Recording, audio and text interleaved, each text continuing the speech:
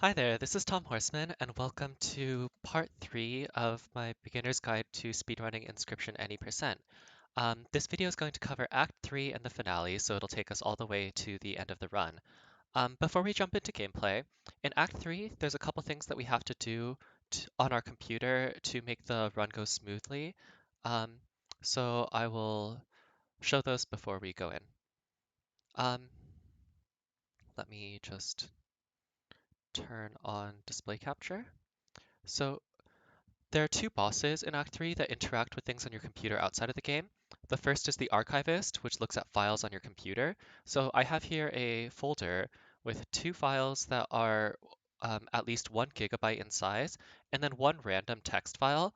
Um, in theory, the game wants you to have a text file that is older, and it will give you a more powerful card based off of the age of that file. But with the route that we use, it doesn't actually matter if you use a new file and get a 1-1, you win equally quickly. So I'm going to be showing that with a file that was made, I believe, yesterday.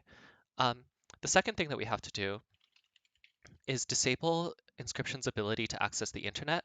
Otherwise, there's a possibility in the Golly fight that Golly will match you up with another player online who is also battling Golly, and you'll make a card for them, send it off, and if they win, you win. But that's super slow because they're probably not speedrunning and it'll just take a while. So instead, we make it more consistent by going into Windows Firewall or whatever the equivalent is in your OS, and then disabling all instances of Inscryption. So I unchecked all these boxes. All right, so turn off display capture and let's get into the act. So Act 3 is a little bit similar to Act 2 in that we'll be setting up a turn 1 win for every fight, but I think it's a lot more dynamic and frankly a lot more fun than Act 2, partially because that setup happens in stages, so we'll be steadily upgrading our win condition. And the other thing is, even as we're like making our win condition strong, um, the movement throughout the map and the item usage and the positioning is all a lot more technical, and also the fights require a little bit more improvisation. So I think it's a really fun speedrun act. Good combination of like consistent routing, but also some decision making to keep it lively. Um, the first couple fights, we're going to have 4 fights before we get our win condition, which is going to be the Lonely Wizbot. Um, so the first 4 fights, we're going to be playing pretty much the same way that you would do in a casual run.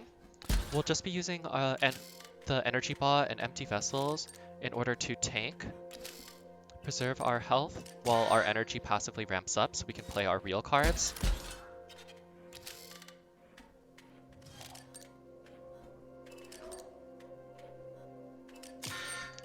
And once we hit 6 energy, we can play the double gunner, and that will win most of our fights.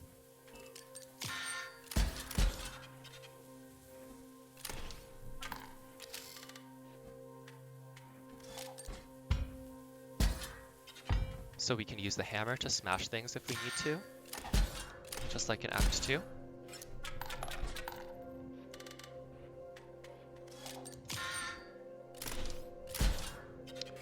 Unlike Act 2, we don't really have to think too much about our overkill damage. We will need to have a total of 18 Robobucks by the time that we beat the Archivist in order to buy one of the overclocks in the shop, but that usually gets solved on its own, and if we're running a little bit short, there is a big 12 Robobuck package lying on the ground that you can go down a secret hallway and find, so I'll be showing where that is in case it's necessary. It often is necessary to go pick it up.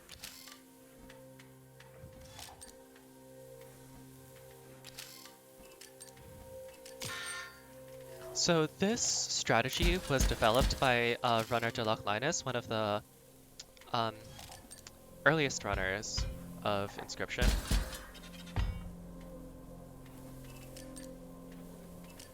And it's a really sweet strategy. It's super powerful, really fast, really consistent. I'm a big fan of it. Oh.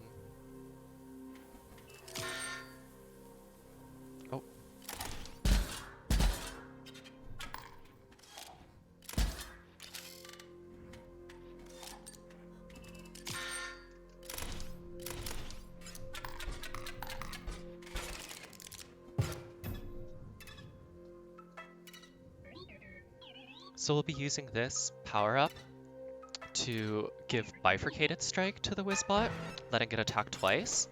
And then we will later be overclocking it to give it 3 power. And 3 power Bifurcated Strike, as you may remember from Act 1, is enough to tip the scales all on its own. And then later on, we will find we'll be able to use some gem trickery to set up turn 1 kills instead of turn 2 kills off of it. So we can use the items. This energy pack is really useful. In this fight, it's not that important, but it still is a tiny bit faster. Right after we get to our 3 energy from our energy bot, we can play the shield bot that way. And then we can win before the double gunner. Like I said, in this fight, it just saves a tiny bit of time. Later on, there will be some fights that if we don't win them really quickly with that extra energy, the fights get a lot messier and can take multiple turns longer.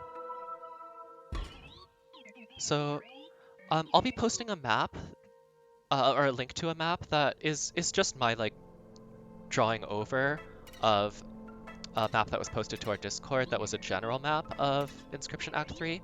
The map that I'll post basically leaves out all of the rooms that aren't relevant for the speedrun, and then also tells you where all the waypoints are.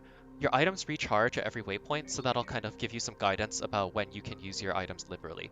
On this screen, there's a hidden arrow. If you hover over the bottom section, you can sidestep and skirt that fight. So this is the last fight before we pick up the Lonely Wizbot, although we will still need a couple upgrades after we pick it up in order for it to be as fully powered as we would like.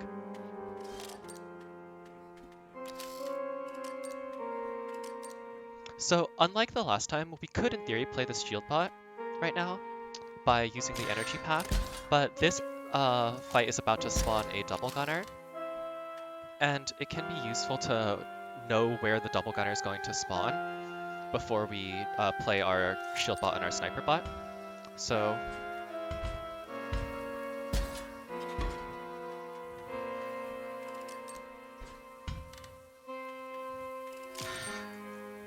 in this case it didn't matter, but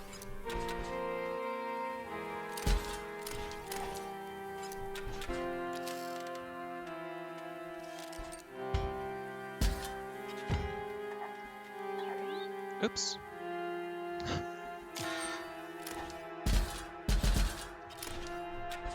A turn early there, but it doesn't really matter.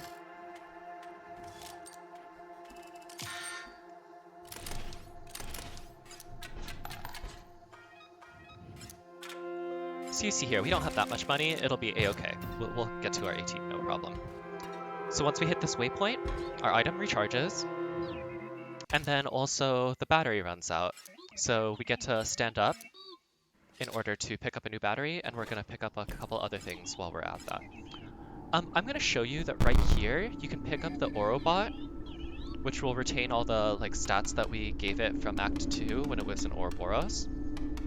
You go to 4 o'clock and it pops up down here, but I'm not actually going to pick it up. Some runners do. It's involved with an RNG manipulation that we could do, but it's a little bit complicated, and it's also not necessary. You don't have to reset if you don't get this RNG. You just might have to do a couple load back to a couple extra exit to the title screen, reload to reset the RNG. And then it's actually a little bit slower if you get a little lucky, because then you would have to remove the Orobot from your deck in order to keep your deck small enough that you always draw the Wizbot in your starting hand. So that's all to say that I'm not going to be picking it up or showing that manipulation, but if you are interested in it, I'm sure people on the Discord would be happy to explain it.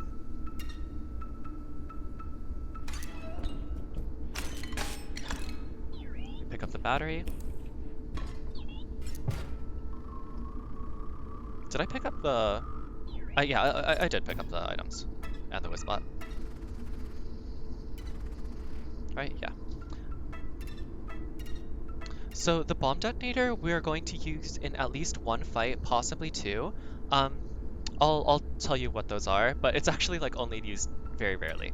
So once we get to that upgrade, we're gonna stand up and sit back down, and you can see that that creates a new save. because we're probably going to have to do this several times before we see Bifurcated Strike.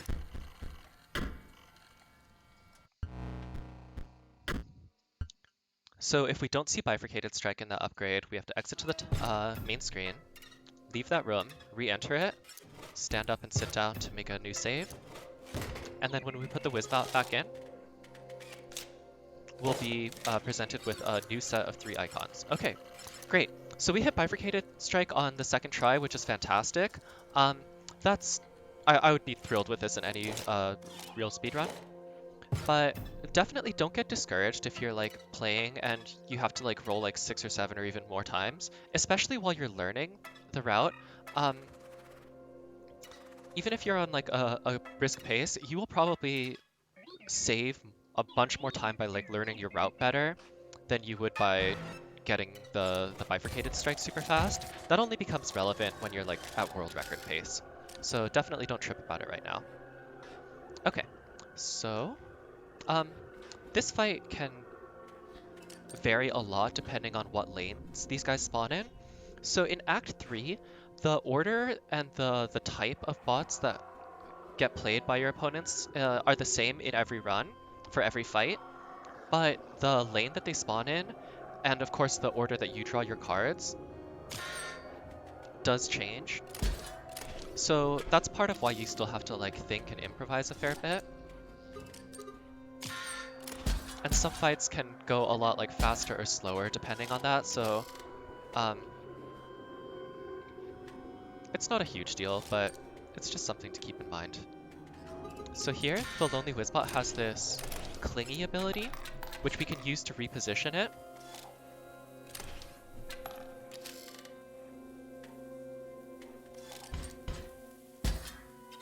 So the way that works is whenever you play a new card, it will change its positioning to be as close as possible to that card, and you can use it to, you know, keep it alive and to have it attack better. It can also burn you sometimes if you accidentally play your cards in the wrong order and then like accidentally reposition your Wizbot, so you just have to be careful about that. The first couple fights in here are usually pretty okay.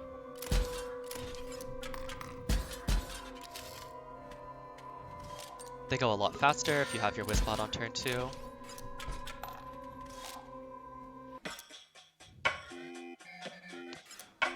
And these bounty hunters, honestly, not really a problem. We'll usually win before they come into play, or if they do, you can just usually put empty vessels in front of them while your Wizbot finishes the job. Okay, so on this screen, we're opposite of the like hologram of Casey. There's a secret arrow on the other side, and you can see there's 12 Robobucks in here, so that's enough already to buy our upgrade. The Archivist also drops 5 Robobucks, so you only ever have to pick up 1 throughout stuff, and you can always do it through whatever else. Okay, so here I'm just gonna pick like the cheapest card and get rid of my most expensive card. If you're lucky, you'll see the EXE skeleton, or exoskeleton, right? And that can help this fight a little bit. So if you see it, pick that one up, but we didn't, and it's just fine. So this fight, weirdly enough, is the most difficult fight in the act.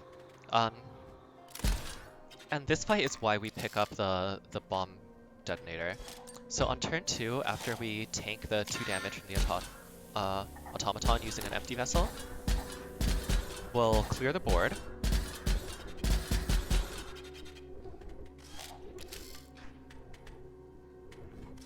And you see, if we had the EXE skeleton, we would be able to deal 6 damage and win the fight this turn by refreshing our energy, but we do not have that, so instead we will be doing it this way.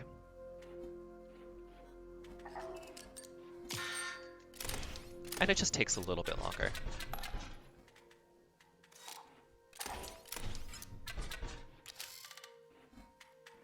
Okay, so that kills, and then, yeah.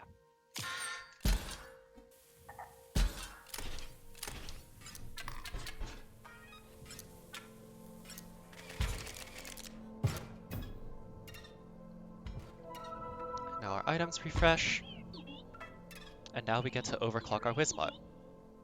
So overclocking the Wizbot is going to give it 3 power, and also going to give it a quote-unquote like debuff, where if it dies, it gets permanently removed from our deck.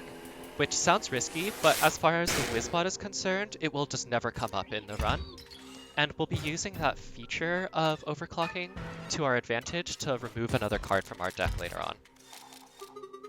Again, to guarantee that we draw the Wizbot on turn 1. So now that the Wizbot has 3 power, any fight where we take only 1 damage on turn 1, we will just always win on turn 2 as long as we draw it. Because 5 damage tips the scales from neutral. We're going up here to pick up the Quill, and now we can go fight the Archivist. So against the Archivist is the other fight where we can potentially use the bombs. If the Lonely Wizbot is the bottom card of our deck, we will have to do that. Okay, so even though we drew it in our starting hand, I'm going to demonstrate that safety strat just to make it clear. So this first turn we can just pass. We don't have to play an empty vessel or anything. And this might look risky that we're taking so much damage. But the way that the Archivist works is that when the Librarians die,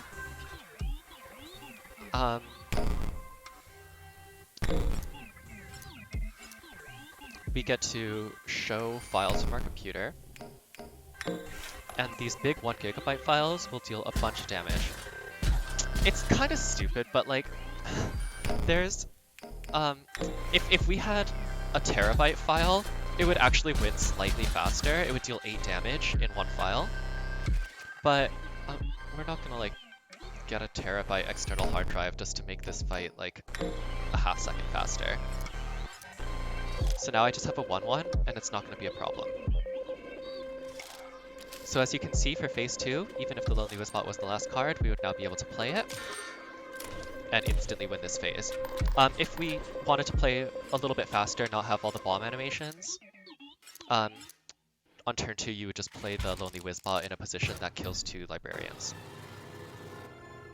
So here, after the boss is defeated, we don't have to pick up the Empty Vessel upgrade. If you're a little bit short on Robobucks, you can pick up 1 or both of these packets. This one gives 2, I believe, and this one gives 3. We have 18 bucks, so I just won't bother picking them up. Here we have a camera section. I would love if we didn't have to do these, but we haven't found a way around them, and they're not so bad. They just eat a little bit of time. Oh, what am I doing? So now we're going to take this waypoint back to Central Botopia, and we're going to go to the shop.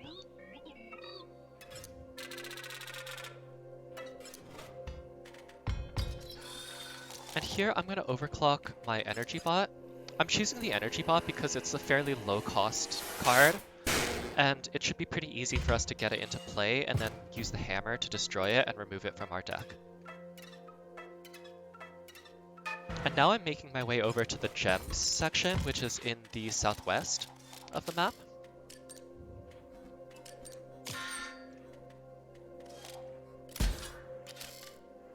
And here I'm going to use this opportunity to get rid of the Energy Bot. So I'm going to play it, smash it. Luke doesn't understand, so he's upset. Regain my energy, and win from here.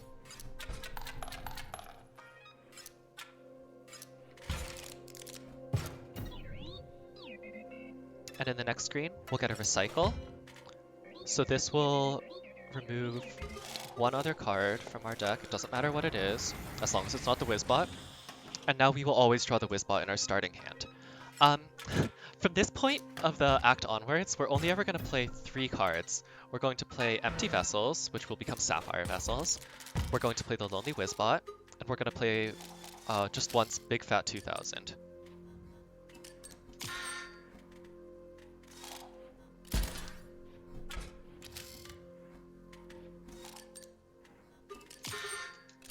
As before, we took 1 damage.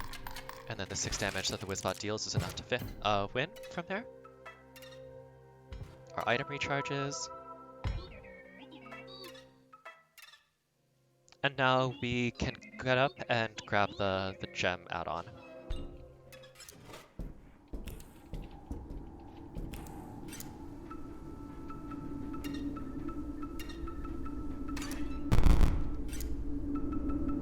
This goes 12, 4, 11.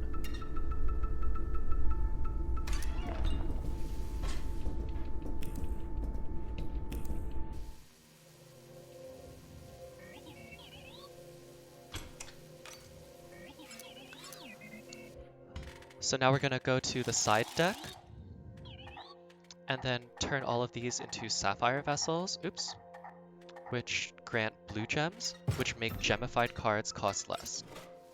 And of course we will be gemifying the Lonely Wizbot.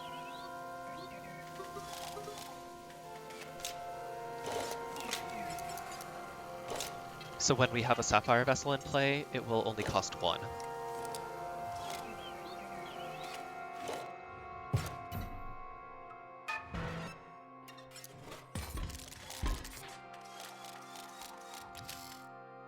For this first fight here, we're just going to tank the Gembound Ripper, and then win on turn 2.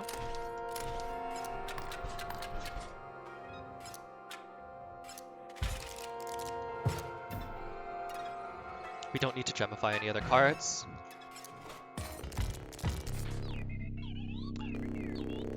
So there's going to be 2 of these little reactor, mini events. The reactor has 12 health, so 2 full hits from the Lonely Wizbot will do it. In this one we actually deal more damage than we need because the Ruby Vessel here is giving it an extra point of attack.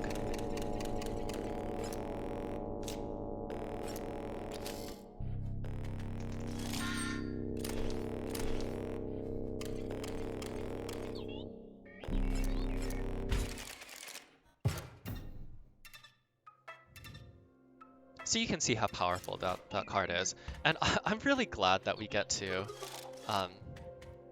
use the Lonely Wizbot in my casual play of the game. That card really, the character really endeared himself to me. But I was worried that it wouldn't come up in the speedrun because, we have to, he says some words, but he's so fast that he's actually like the cornerstone of it. So in this fight, if we were to tank with the Sapphire Vessel, then the Shield Bot would come here. The Lonely Wizbot would have to spend a few extra turns. So what we can do, play the Sapphire Vessel, recharge our energy using the item. Our Lonely Wizbot now costs 1. We have our 1 energy, and we win on turn 1.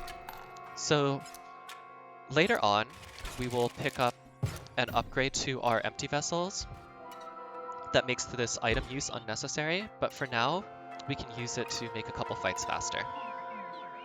We go down and readjust that radio tower in order to unlock the Golly side of the map. So again here, we can do this strat to win on turn 1.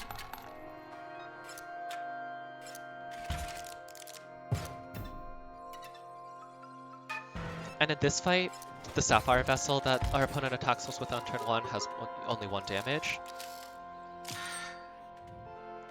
So we can just pass turn 1, and then on turn 2, win from here.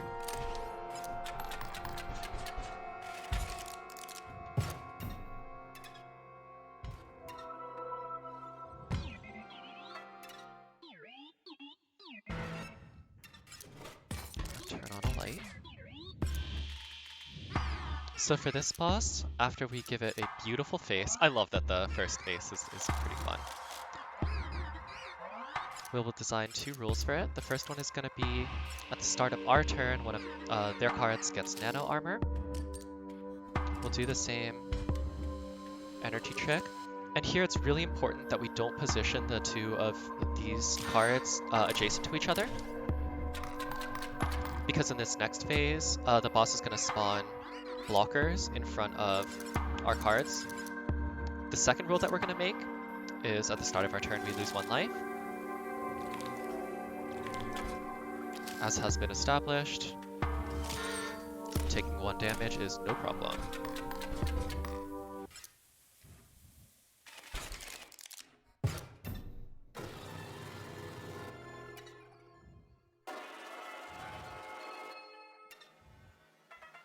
So this time we are going to pick up the empty vessel upgrade, and we're going to give them the battery bearer sigil, which means that when we play an empty vessel, we will get an energy, and that obviates the need to use the item to get the turn 1 kill. From here on, we just always have a turn 1 kill. We don't need the money anymore. So now we're going up to the photographer's area.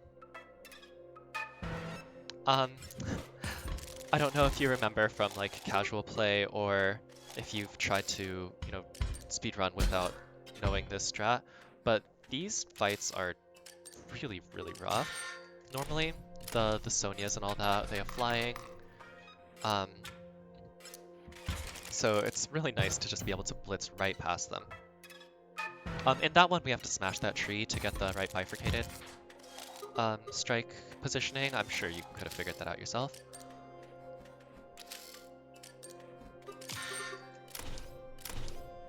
So here, just business as usual.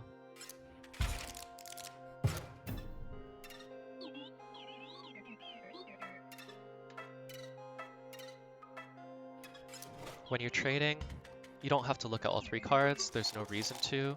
The only card that matters is the Wizbot. I'll sometimes just like make sure I trade away the gem cards so that it's easier for the next couple trades to not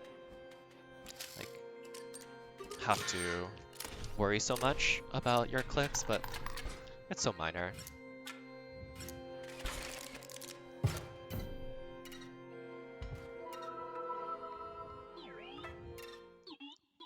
So against the photographer, we don't actually have to deal with its gimmick.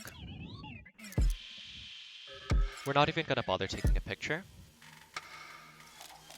The only thing to be mindful of is, like the last boss fight, you want to position your cards not adjacent to each other. Although, even if you do, you can reposition the Wizbot or just win regardless. It's just, this is the cleanest way to do it. This is non-binary icon the camera.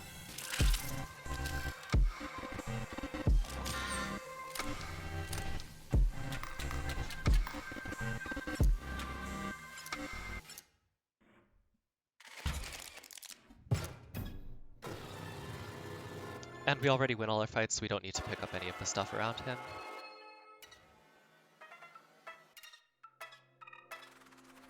And we're gonna go over to Golly's section.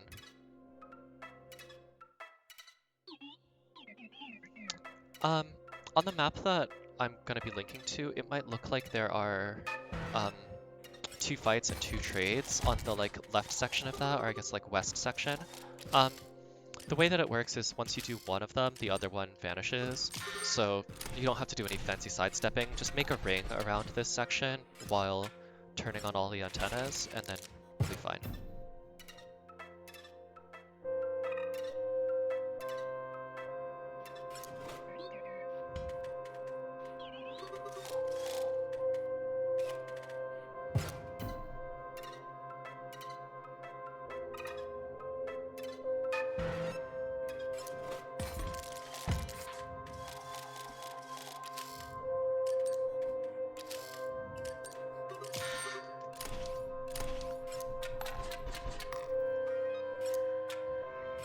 So you can see we just fly through these.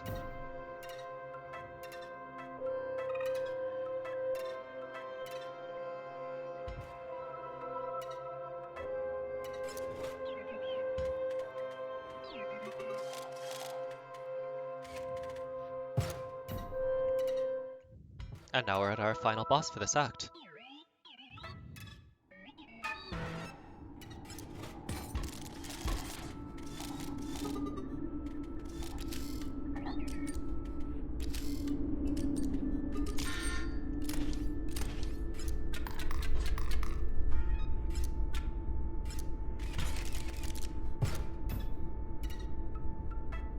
One more reactor.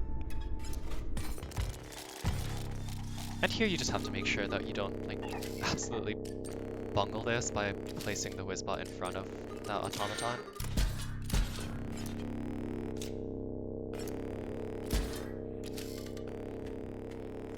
Otherwise, 2 hits finishes this.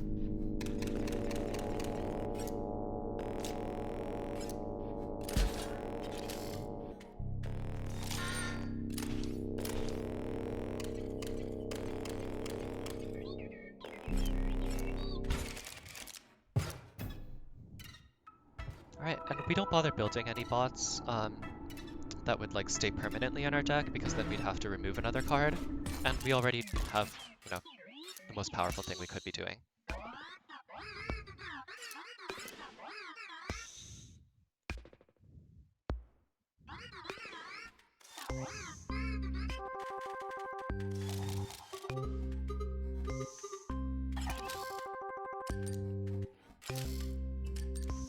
So here it doesn't matter where we position our cards. First turn we kill the mole, second turn we deal 6 damage, enter phase 2.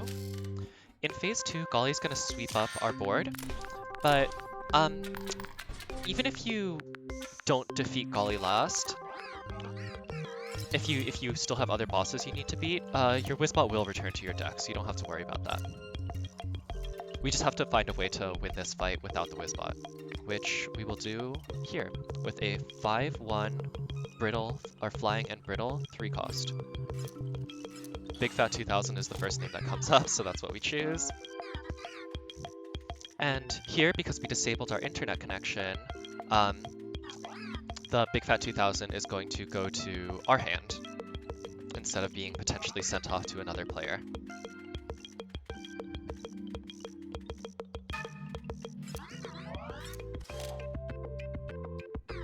So obviously 5 damage is enough to tip the scales, and flying jumps over this mole, so that ends the fight. So we have a skip coming up here. As soon as you see the light coming out from that tombstone, you can exit to the start screen. And then when you continue, for some reason, you spawn at the Transcendence. Not only do you spawn right where you want to be if you do Golly last, you actually like don't have to do this section that you usually have to do where you go down to the basement and you find the other 3 scribes plotting against Poe. You just, the game considers you as having done it. So we'll just exit and then come right back. And we're at this section of the game. So yeah, that skip's quite nice. You can do that teleport to the Transcendence screen after any of the bosses, except I believe whichever one you beat first. But usually that loses you time because then you have to like walk a lot longer to get to a waypoint. This time, it's like gets you where you need to be. The skip of that cutscene with the 3 other scribes only happens after Golly. I hope that was clear.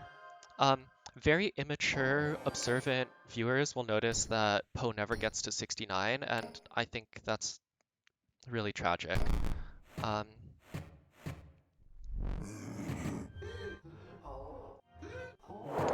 So here, Grimoire has deleted the file, and we are on to the finale of the game. The finale, we don't really have to play very much. Or get to even. We'll basically be losing our fights and passing our turn a lot, but there's a surprising amount of time to be saved by both not doing unnecessary things and by like doing crisp inputs. So I'll be explaining a little bit still as we, play through the rest of it.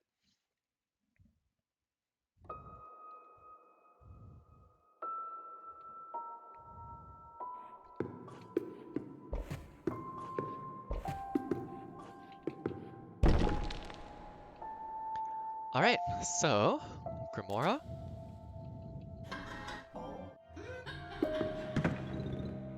So the fastest way to get through this section is to die as soon as possible in your first fight against one of these pawns. What was that? That was weird. I don't know why I moved sideways. I inputted up. I feel like that happens sometimes here though. Anyway, the point is get to like hit one of those pawns and then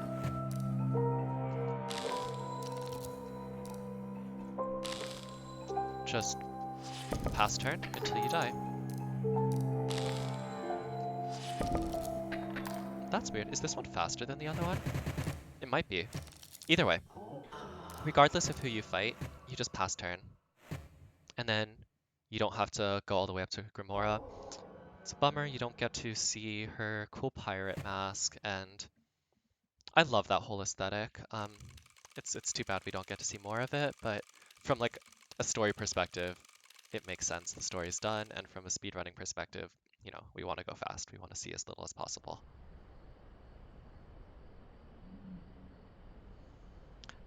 So against Leshy here, it's just a scripted amount of rounds. So there's nothing that we can do to make this progress faster other than being really clean with our inputs and not playing anything. If we play things, we have to watch the animations while they attack. And like having the scale die faster doesn't change anything. So basically we want to end our turn as quickly as possible, get through the dialogue, and then make sure that you're only like single clicking on your things, because if you double click, then you'll get the little like Leshy like one card a turn thing. And if it happens to be on one of the alternating rounds where he is giving like his soliloquy basically, you have to wait for him to finish that before he continues talking. You lose a bit of time that way too. So you alternate one round of normal combat and then one round of conversation. This all ends if you get through your squirrel deck. You draw 2 other cards from your main deck, and then the bell disappears.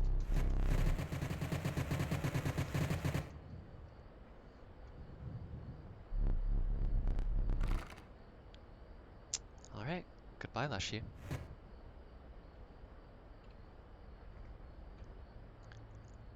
And we're almost there. So next is Magnificus. And as soon as this all loads up and it's black, you can start walking forward with both your scroll wheel and W. And if you're really fast, you can actually end up like right here, right away. But you get to like walk past all those archways a little earlier. Other than that, there is nothing that you can do to make this section faster. It is a 6-minute auto-scroller. The way that the time of it works is that once you interact with Magnificus, a sound file starts, this song, and the trigger for the plot progression is the song ending. So no game inputs that you do affect that at all. You know, playing the cards don't matter, even skipping past the lines of text don't matter. They'll pan through on their own, as you just saw. I didn't click anything. And yeah, you can just step away from your computer for like 6 minutes when this happens, if you need to like go take a break or whatever.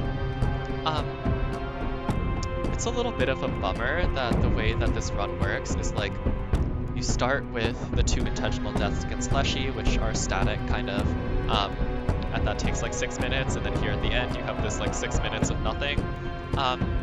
So it's kind of awkward bookending, but the rest of the run is so much fun, and it's fine. Like the first bit against Leshy, you know, you're still like doing your puzzle parts, you're still setting up your sigils, and by this time you're like an hour 20 or whatever your pace is into the game.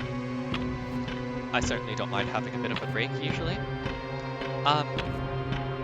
As far as I know, it doesn't cost you any time to like play these cards. So, you know, if you're trying to like entertain yourself or stream, I believe that you can, you know, continue playing them and then like watch the animations. Cause like the first time this like Yu-Gi-Oh shit comes up, right? And then like Magnificus is already such a weird character design. This whole aesthetic is like, it's really groovy. I'm into it. But yeah, like as far as I'm aware, you can play things, but I'm just gonna show that you don't have to input anything so that you don't feel concerned do want to step away, take a break, make a beverage, which is probably what I'm going to do, so I don't just sit here like trying to lather on and fill the space.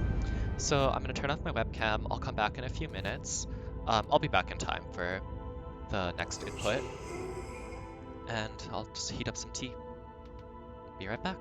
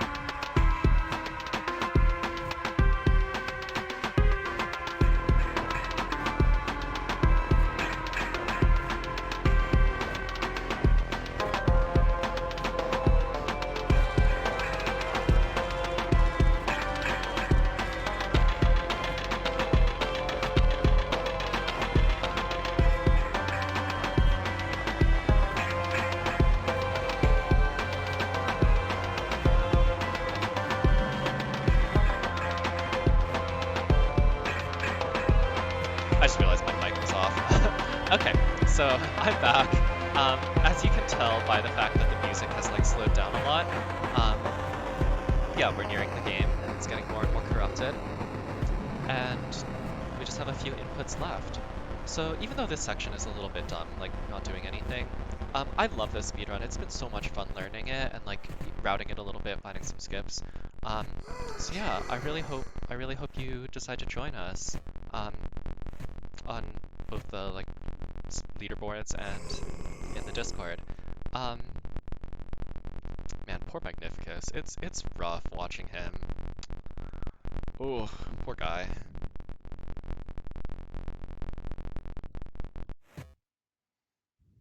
And that's that.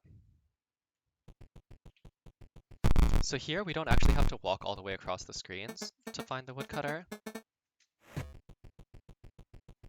As long as you pass one of the transitions, it considers it valid. And then the second that you click on this old data, the timer stops. That's the end of the run. I'm turning off the desktop audio because it gets really loud here with the static and all that. Yeah, so that's the Inscryption speedrun. I hope this has been helpful. I hope you've enjoyed it, and I hope to have you join us. Bye for now.